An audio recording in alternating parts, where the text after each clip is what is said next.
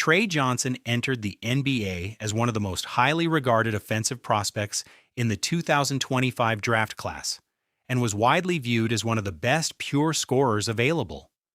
At Texas, he led the SEC in scoring as a freshman with nearly 20 points per game while showcasing advanced shot creation, deep shooting range, and an ability to score efficiently from all three levels of the floor.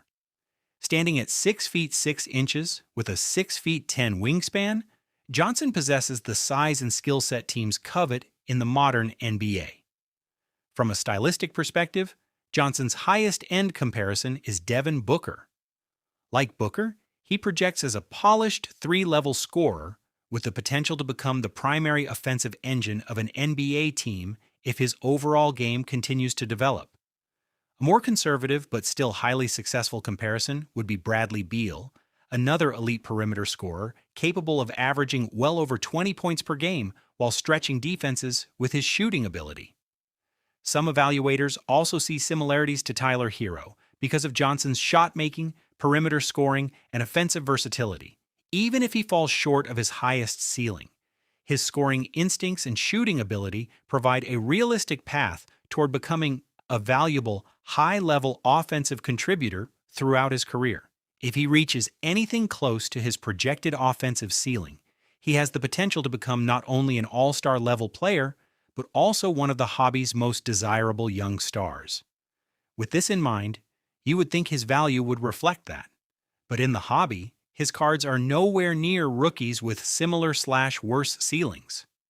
Using some Topps Chrome Refractor PSA 10s as a comparison tool, let's compare his value to these other rookies.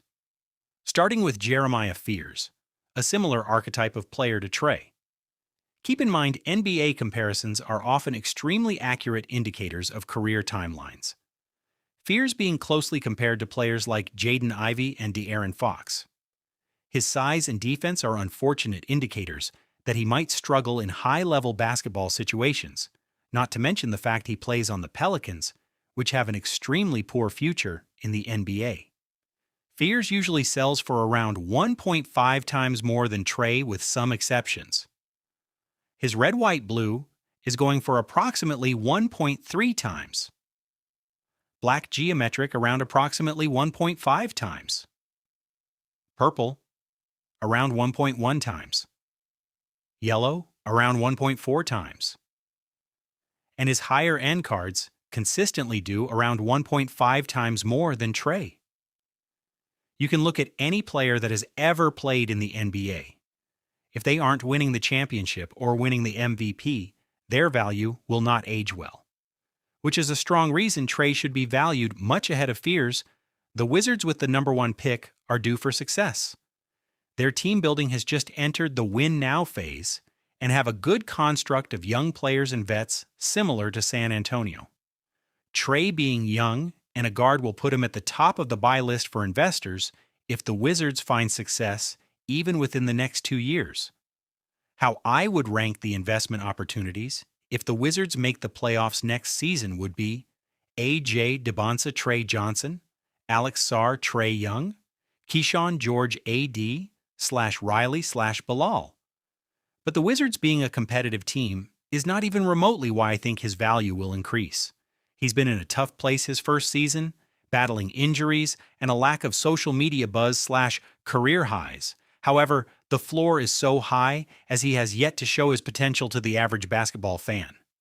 His value is lurking in the hobby, waiting for a little spark. Something to show that he can be what analysts always predicted he would be. Tre is in a great place to invest as of this moment. It seems as if there is a consensus he will be a great player in this league with a very high ceiling, an all-time great shooting capability, yet his value in the hobby is the only thing that has not reflected it. I believe your average collector has forgotten about Tre. I'm confident that all it would take is a solid outing in the Summer League to get some of the hype he deserves. The Wizards having success is just the cherry on top. If he just gets to around 17 points per game next season, the narrative will flip like a coin on Tre, from unproven talent into a clear young star on a great upcoming team. I believe it's time for some value recomposition in the 2025 NBA draft class, especially with some realistic NBA comps in mind: VJ Edgecombe, Victor Oladipo Kinuple, Desmond Bain, Ace Bailey, Brandon Miller, Carter Bryant, OG Anunoby. Tre should not be valued leagues below these guys. VJ Edgecombe, approximately 5 times, Kinuple, approximately 5 times, Ace Bailey, approximately 2 times, and Carter Bryant, approximately 2 times. He should comfortably be around that same tier. There's a reason there are so few listings of Tre Johnson cards for sale.